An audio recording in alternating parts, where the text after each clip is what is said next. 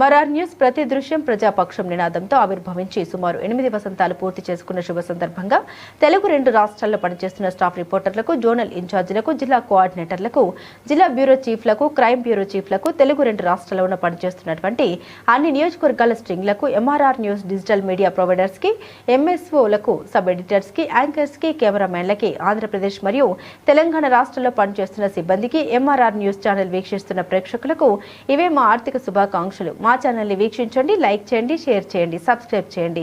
గ్రామీణ ప్రాంతం నుండి పట్టణాల వరకు ప్రతి సమస్యను అధికారుల దృష్టికి తీసుకెళ్లి సమస్య పరిష్కారానికి కృషి చేస్తున్న ఎంఆర్ఆర్ న్యూస్ ప్రతి దృశ్యం ప్రజాపక్షం నినాదంతో ఆరంభమై నేటికి 8 వసంతాలకు చేరువలో ఉన్న ఎంఆర్ఆర్ న్యూస్ ఛానల్ అతి త్వరలో విశాఖపట్నం, విజయవాడ, గుంటూరు, చిత్తూరు, నెల్లూరు, శ్రీకాకుళం, కర్నూలు, పల్నాడు జిల్లా, విజయనగరం, బాపట్ల, నల్లగొండ, హైదరాబాద్, నిర్మల్, ఆదిలాబాద్, సిద్దిపేట జిల్లాలో ప్రసారాలు టెలికాస్ట్ కానున్నాయని MRR news managing director M Raja తెలిపారు.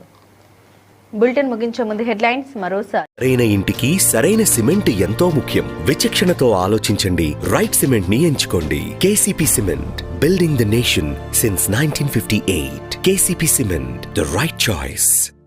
ఉద్యోగాలు ఇచ్చే వరకు నెలకి 3,000 ఇస్తామని చెప్పారు.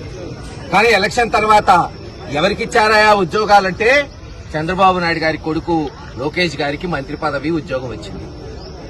అంతకు తప్పితే ఎక్కడన్నా సంపద సృష్టించా అంటే అది లేదు.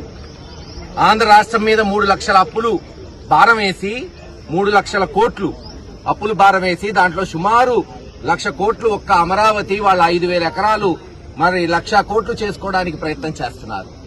ఈరోజు ప్రజల మీద పన్నుల భారం, అప్పుల భారం, మరి సంక్షేమం ఏంటంటే గాలికి వదిలేశారు.